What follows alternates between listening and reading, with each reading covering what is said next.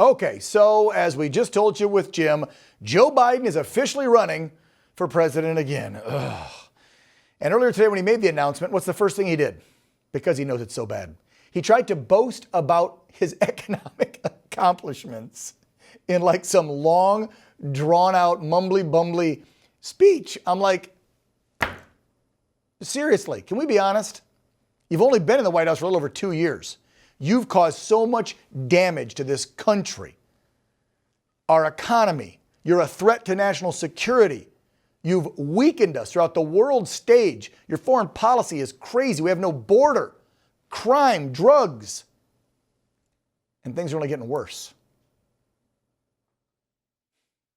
Team Biden, as we told you last week when this broke, is intentionally trying to punish home buyers with good credit scores to try and subsidize people with bad credit history.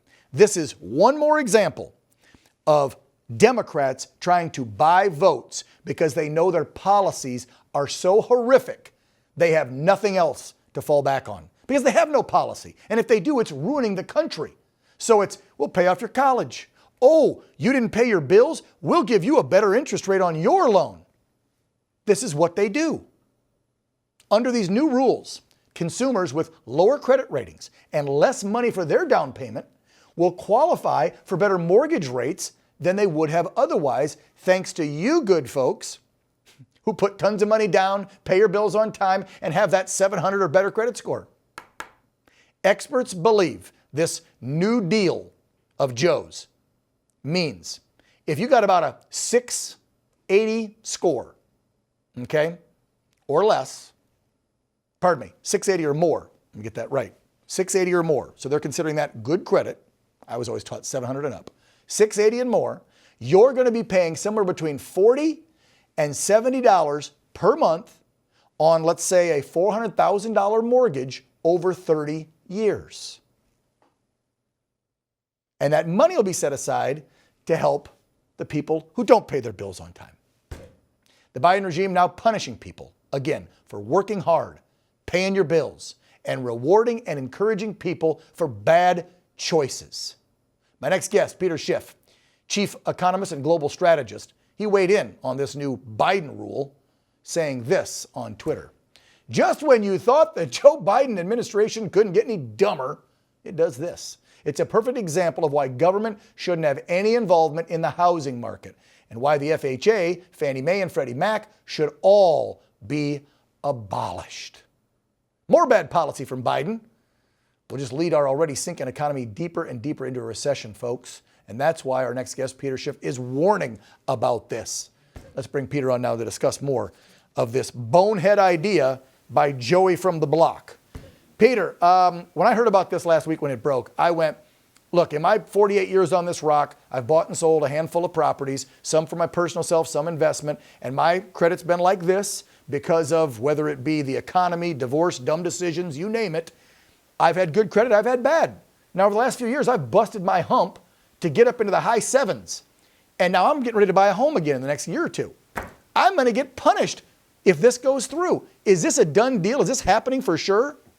It looks like it's already happened, but you don't have to get punished. Just miss a few payments. Screw up your credit score. Oh, no, that'll help your mortgage rate.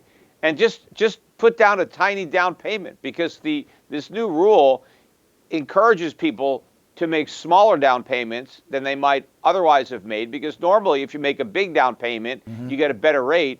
But now Biden wants the better rates to go to people that don't make a big down payment. The worst part about this is that it's going to further undermine the solvency of our banking system, because banks are going to be encouraged and actually required to make more loans to riskier borrowers, which means more mortgages are going to end up in default. Right. And so, Didn't we learn our lesson in 08 from that, Peter? That's what the hell happened in 08. We gave out loans to people that couldn't afford them.